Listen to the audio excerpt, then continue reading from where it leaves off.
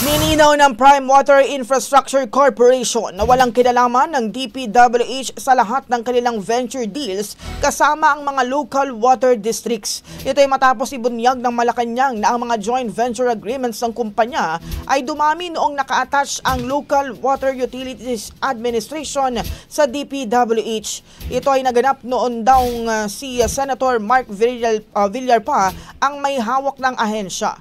Sa isang pahayag, sinabi ng Prime Water na meron itong 75 kasunduan kasamang iba pang water districts at local government units simula noong 2013 hanggang 2022.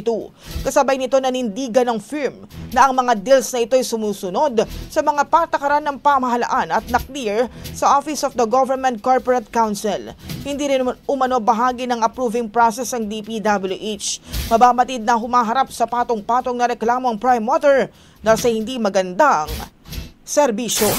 Ang bahaging ito ay hatid sa atin ng Yummyvit ES2 Oral Drops. Simulang tuparin ang pangarap ng iyong anak. And starting now,